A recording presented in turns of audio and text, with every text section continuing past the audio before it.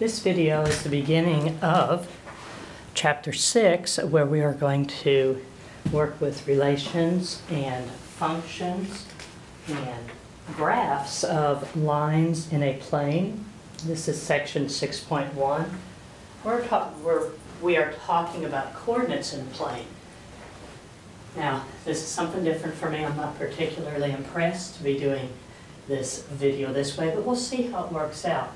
I've already written the information that we're going to need from section 6.1. This is a review of what we've covered in class on Friday. And I spoke with, I believe it was Kendall, who said, man, section 6.1 is really, really easy. And it is. It's very simple. Just going to put this little dot here. I'm going to call that point A just to begin with.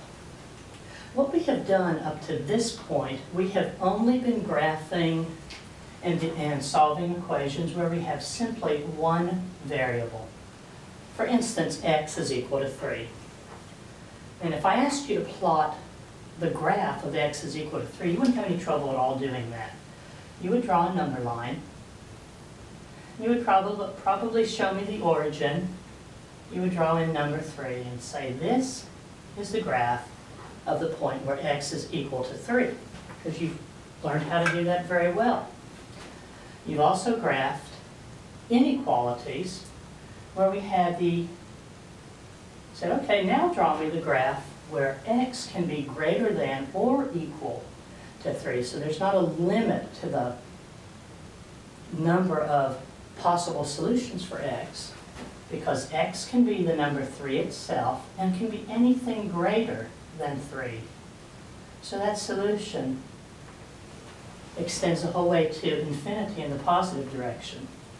But we've only been able to locate a single point on a number line so far because we've only had the variable x.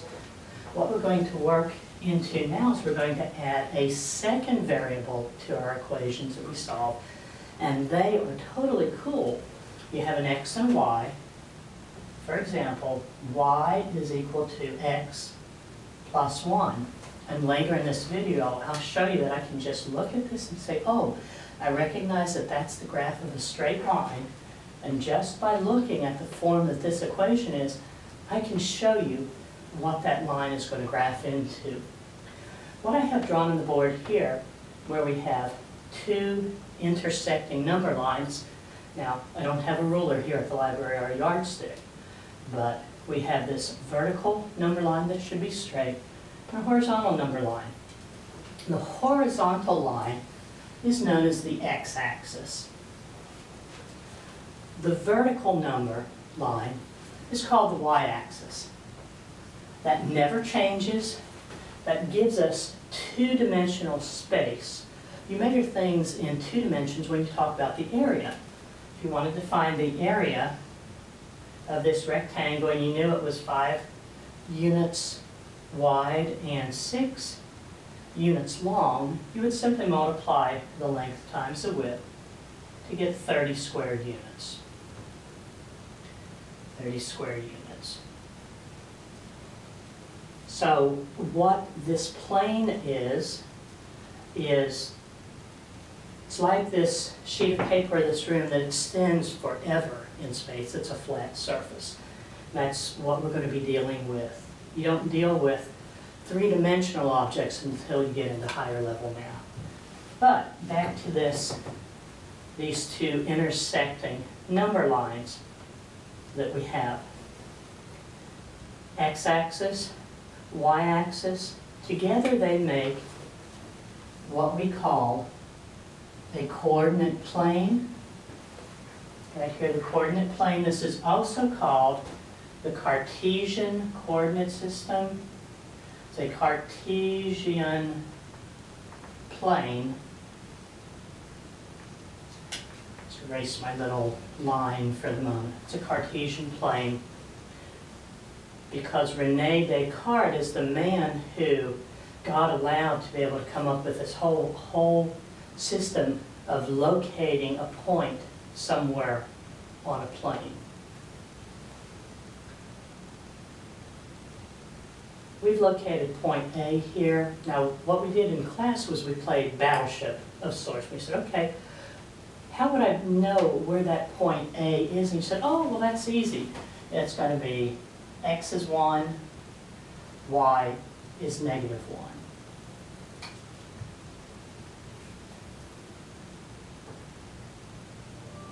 You say, what in the world is that? Well, the two numbers together, this is what we call an ordered pair. Have over here on our vocabulary list, ordered pair. And an ordered pair is just simply a relationship between two numbers where the order in which those two numbers appear is important. You cannot switch the order of those numbers around. It's not commutative, so to speak. Like you can say that 3 plus 4 is 7, 4 plus 3 is 7. They're the same.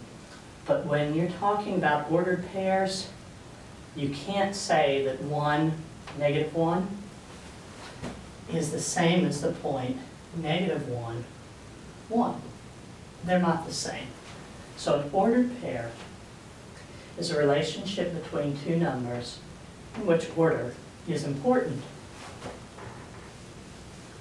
And it's referred to just in general as the point xy, where the x, right here, is called the x-coordinate. And they have a fancy name for it. It's called the abscissa.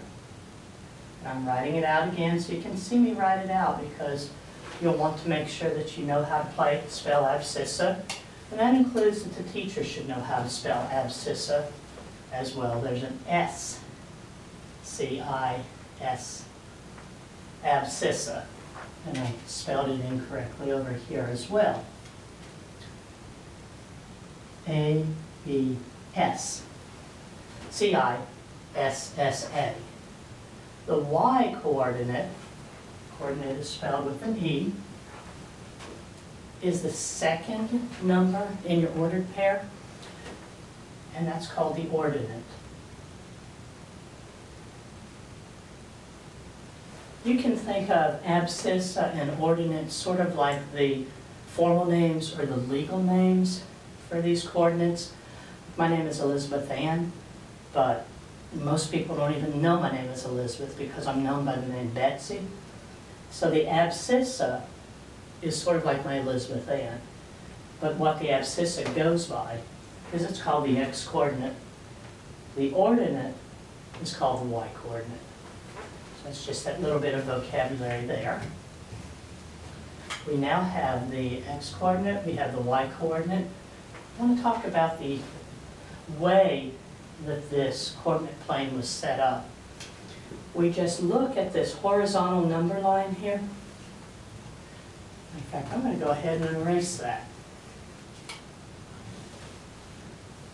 Back to when we were at the beginning, I said you know how to draw a number line.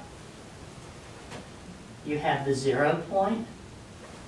The number line extends forever in the positive direction. It extends forever in the negative direction.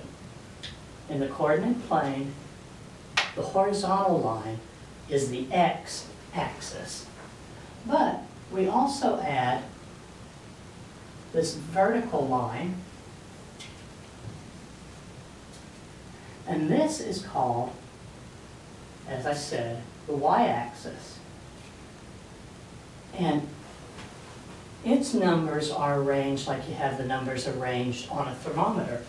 So your positive numbers go up towards the top, while your negative numbers are down below.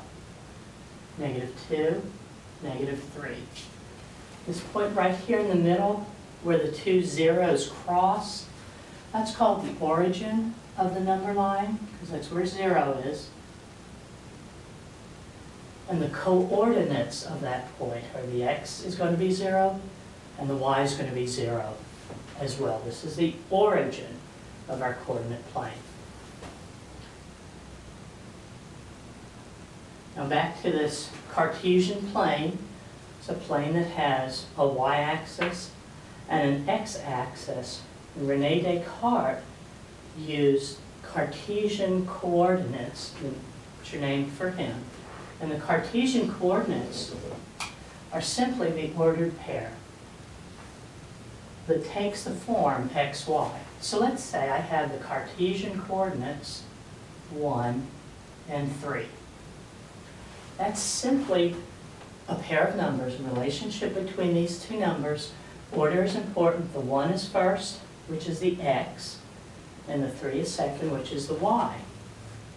So if we think of this as being the x value, and we take this to be the y value, this is what you do to plot this point. Your instructions will say plot the point. You always start at the origin. You move x units horizontally. I'm at the origin. I'm going to move 1 unit horizontally, and I'm going to move 3 units vertically. So if I horizontally 1, over 1, up 1, 2, 3. And I put a dot there, and then I label that point. So what I've just done is I have plotted the point 1, 3. So what I'm going to do now is I'm going to put this point over here and say, tell me what the coordinates of the point A are.